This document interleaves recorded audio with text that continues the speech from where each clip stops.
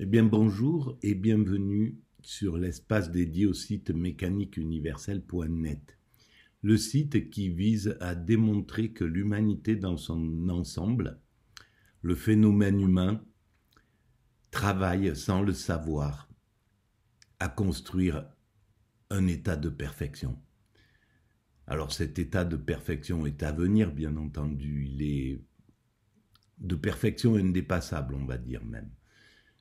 Cet état de perfection est à venir, il concerne les siècles prochains, il faudra encore sans doute quelques siècles d'évolution pour atteindre cet état. Mais nous sommes sur la route de cette réalisation. Nous avons fait la plus grande partie du chemin entre le moment où nous sommes séparés des autres primates, il y a quelques millions d'années, ou le moment où nous sommes constitués en humanité, on pourrait dire, il y a quelques centaines de milliers d'années. Et aujourd'hui, on peut voir la marche, l'évolution de l'humanité. Mais c'est une évolution qui s'est faite de façon inconsciente. Donc, elle prend du temps, ça veut dire, puisqu'on ne sait pas véritablement ce qu'on réalise. On construit l'humanité de façon intuitive. Mais pour moi, c'est un phénomène qui est récurrent dans le vivant en réalité. Toutes les espèces visent à atteindre le meilleur niveau de perfectionnement. Alors, ça se fait à travers l'instinct ou à travers les gènes, la modification des gènes pour la plupart. C'est-à-dire que l'oiseau va sophistiquer progressivement son vol pour être le plus fluide dans les airs. Les animaux qui développent un camouflage vont atteindre un état de presque perfection. D'autres, ça sera la rapidité, d'autres, etc., l'organisation sociale. Bon. Et en règle générale, ça se fait hors de la conscience. Seule l'humanité peut le faire de façon consciente, peut accéder à cette évolution de façon consciente parce qu'elle est différente, notre évolution, par rapport à l'évolution des autres espèces. Ça ne fait pas de nous une espèce supérieure, ça fait de nous une espèce particulière, comme chaque espèce est particulière. Voilà, il n'y a pas dans le système du vivant, on pourrait dire l'organisation globale du vivant, chaque être vivant a sa place et son importance qui est aussi importante que celle des autres. Il n'y a pas d'échelle de graduation en réalité dans la création. La création est ainsi, et voilà. Simplement, l'humanité, il est intéressant de pouvoir se poser la question à un certain moment où nous allons, qu'est-ce que nous construisons, et puis quelles sont nos spécificités. Elles sont intéressantes, ces spécificités.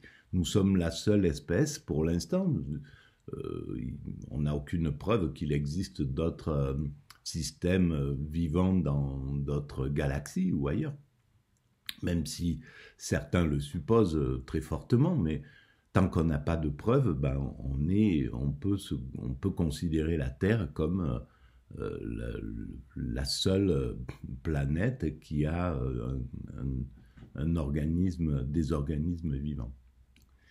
Et donc, nous sommes la seule espèce, apparemment, capable de rendre compte de cette création, de l'analyser, de la comprendre, d'essayer de comprendre comment elle s'est mise en route, comment la vie s'est mise en route, comment l'univers s'est mis en route.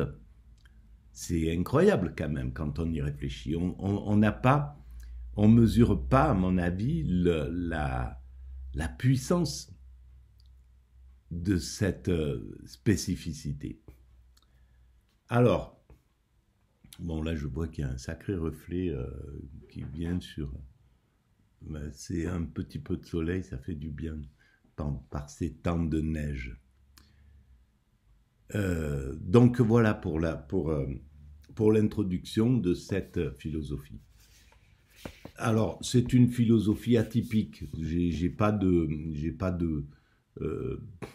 diplôme philosophique, j'ai pas suivi de cursus ou j'ai pas fait d'études de philosophie et j'ai même pas le niveau du certificat d'études ou je sais pas, j'ai peut-être un niveau de 6e ça correspondrait peut-être à ça. Donc, c'est un travail autodidactique avec une particularité d'un esprit qui serait plutôt orienté du côté des TSA, des troubles du spectre autistique, ou du HPI, ou de ce genre de choses. Et donc, ça donne une façon d'analyser qui part un peu dans tous les sens, qui n'est pas pointu, qui ne fait pas j'ai pas les moyens de faire des recherches ou de vraiment travailler sur un auteur, sur son œuvre, etc. En règle générale, je picore et j'utilise ces lectures ou les audios que j'écoute pour préciser ma théorie. Voilà, là, c'est la dernière vidéo que je vais faire sur Condorcet, réflexion sur l'esclavage des nègres. Cet ouvrage qu'il a écrit à peu près à l'époque de la Révolution française et qui a permis, entre autres avec d'autres auteurs, des auteurs d'un peu partout, et puis surtout avec le courage et la volonté et la révolte, la résistance des peuples noirs, des peuples mis en esclavage, ils ont réussi à faire que l'esclavage soit interdit. Alors certains par leur souffrance, d'autres par leur écriture, ont réussi à sortir l'humanité de cette ignominie. On n'a pas complètement finalisé les choses. Hein. Sur la vidéo précédente, on a vu que il parle de 13 millions encore d'êtres humains qui seraient dans un état d'esclavage, et c'est fort possible. Donc ça veut dire que l'humanité ne prend pas vraiment les choses au bras le corps, parce qu'ils auraient vraiment les moyens, les puissants de faire, de mettre ces causes en cause première, de mettre ce travail comme une exigence fondamentale de l'humanité, comme un truc, on laisse tout à faire cessante, les guerres, les armements, les trucs, tout ce qui tout ce qui sert au contraire à détruire ou à amener des zones de non-droit, pour s'occuper vraiment des choses fondamentales, la pauvreté, le manque de soins, le manque d'écoles, l'esclavage, etc., etc. Il y a des choses fondamentales, et les dominants, on voit que ils ne bougent sur ce genre de choses que s'ils y sont obligés, que si le peuple les y oblige. Sinon, ils s'occupent d'eux-mêmes, ils s'occupent de la petite élite qu'ils choisissent, n'importe lesquels, qu'ils soient de droite, de gauche, et pour l'instant, ils ont tous fait ça. Rares sont ceux qui vont véritablement avoir un humanisme en tant que dominant, hein, en tant qu'influenceur, quelqu'un qui a de l'influence. Donc ils sont rares ceux qui parviennent à faire bouger les lignes. Alors, donc voilà, je vais continuer la lecture. Là, j'attaque l'épître dédicatoire aux nègres esclaves.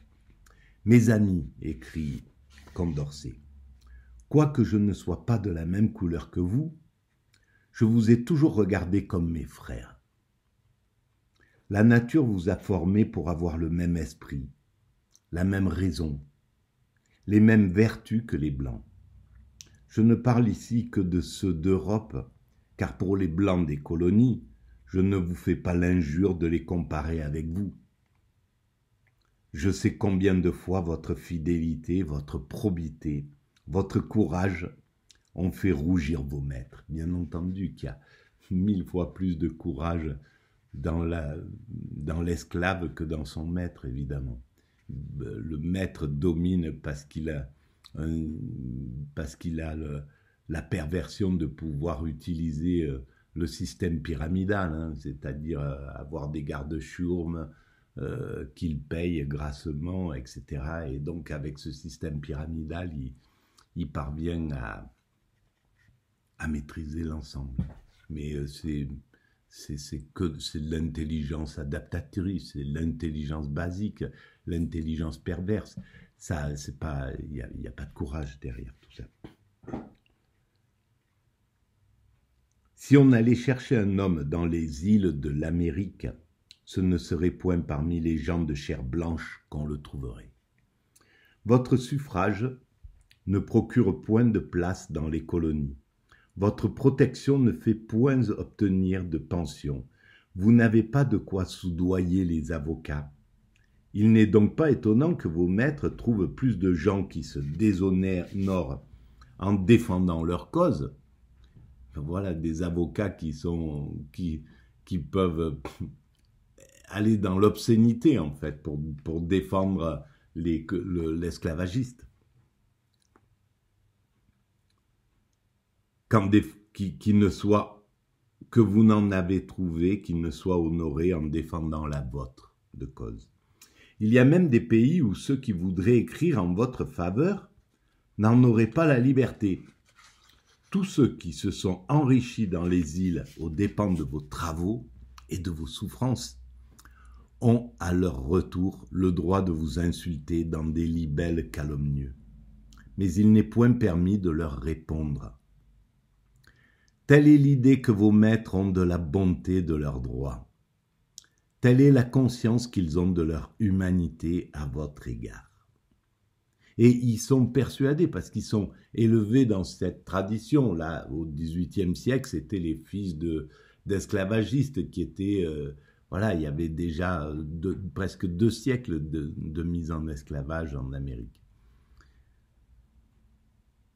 Et donc...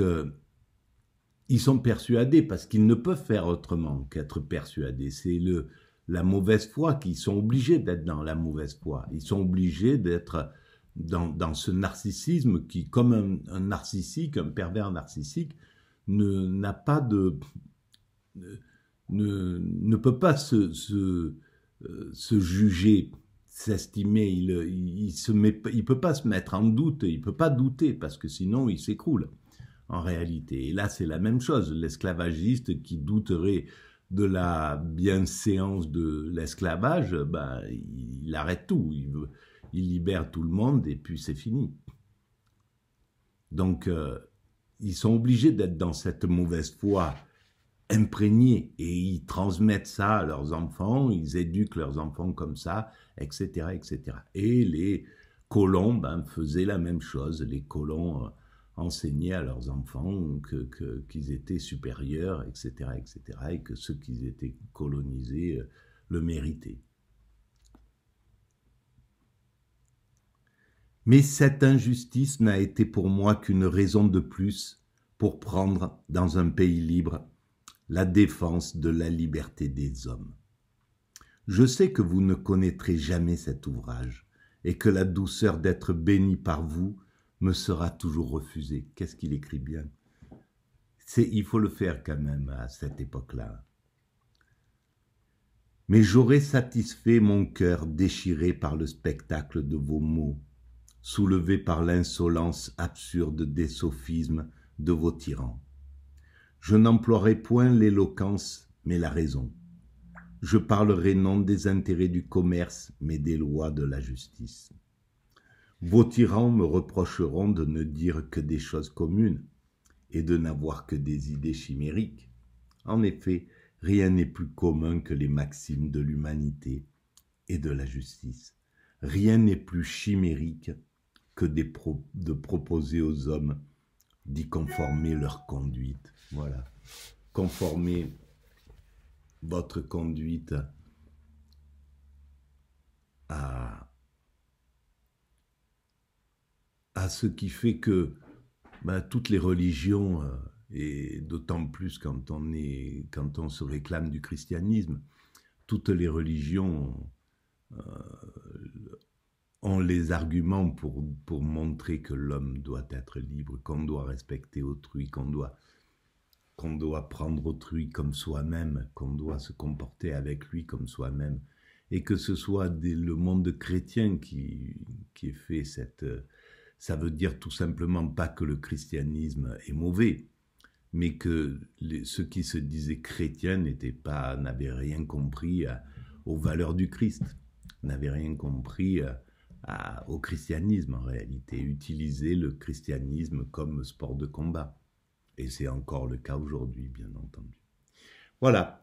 Alors, je vais arrêter là pour cette vidéo. Peut-être je reprendrai, j'en ferai encore une. Je pensais arrêter là, mais j'ai souligné quelques petits passages. On verra.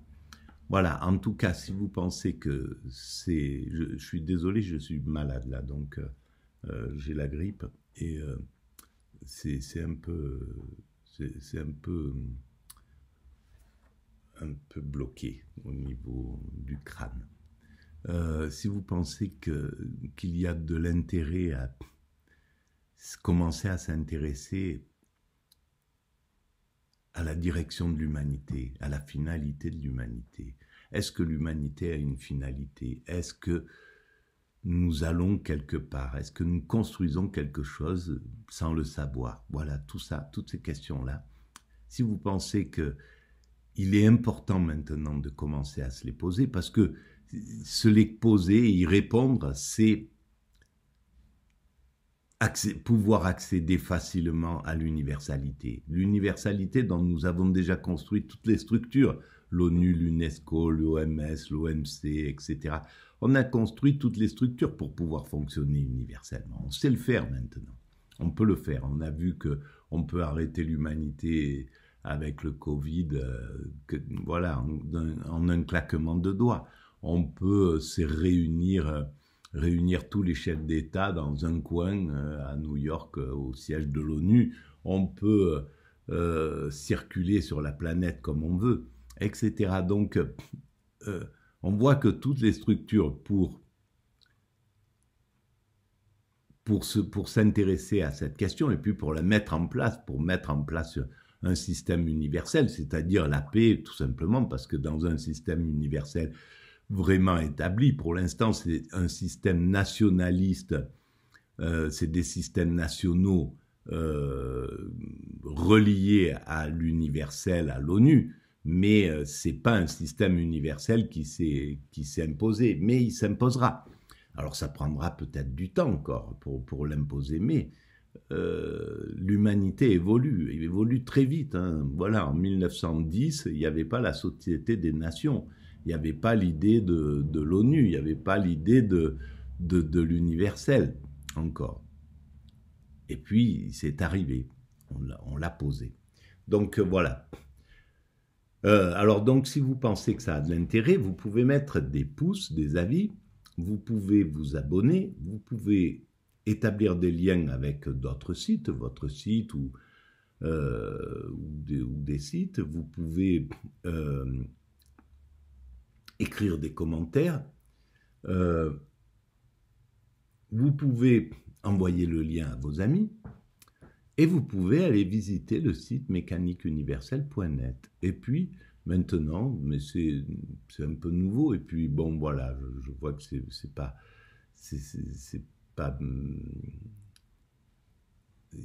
voilà, il y a un petit espace pour les dons, pour un don si vous voulez soutenir la mécanique universelle, pour qu'on puisse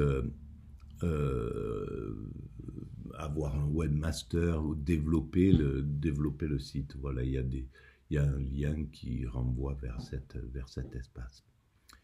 Voilà. Et puis, si vous avez des compétences pour aider la mécanique universelle à évoluer, eh ben, elles sont les bienvenues. Vous pouvez m'envoyer un petit message. Et puis, voilà, on en parle. Je vous remercie et je vous dis à très bientôt. Merci beaucoup.